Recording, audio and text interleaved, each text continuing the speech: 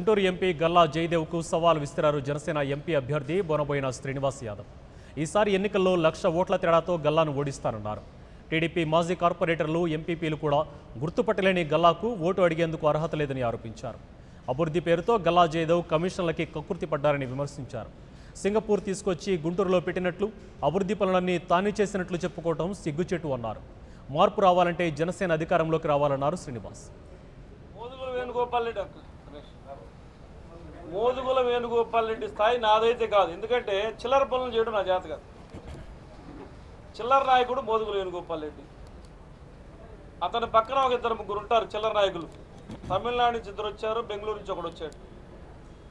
వాళ్ళు ఇక్కడ కూర్చొని రోడ్డు పైన తిరిగేటువంటి చిన్న చిన్న వ్యాపారస్తుల దగ్గర కలెక్షన్లు చేశారు.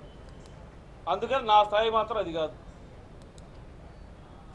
ఆఫీస్ రూమ్లో కూర్చొని టీవీ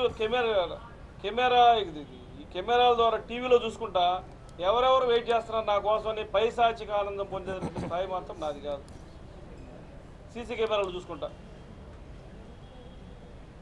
ఎవరైనా కార్యకర్తలు వస్తే నువ్వెవరు కోటేసావు, నువ్వెవరు గ్రూపు, నీకెందుకు నేను పనిచేయాలని అడిగేటువంటి స్థాయి మాత్రం నాది కాదు. అటువంటి మోదుగుల వేణుగోపాల్ రెడ్డి స్థాయి అయితే నాది కాదు. అతను ఉంటే డబ్బు ఉండొచ్చేమో, బాగా ఉండొచ్చేమో నాకన్నా కూడా.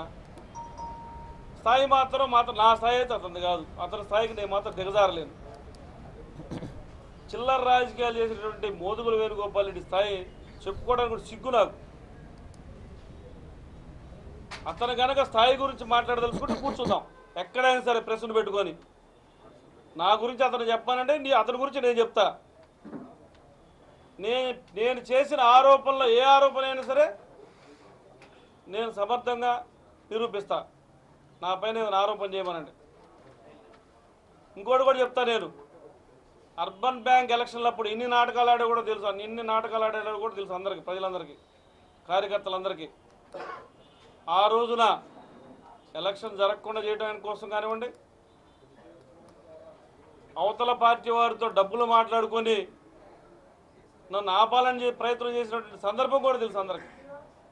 అవన్నీ బయట పెడతా. అతని స్థాయి కనుక ఉంటే రమ్మనండి, ప్రజల ముందుకి, ప్రెస్ ముందుకు రమ్మనండి. చిల్లర స్థాయి మాత్రం నాది కాదు. చిల్లర రాజకీయాలు నాకు తెలియదు.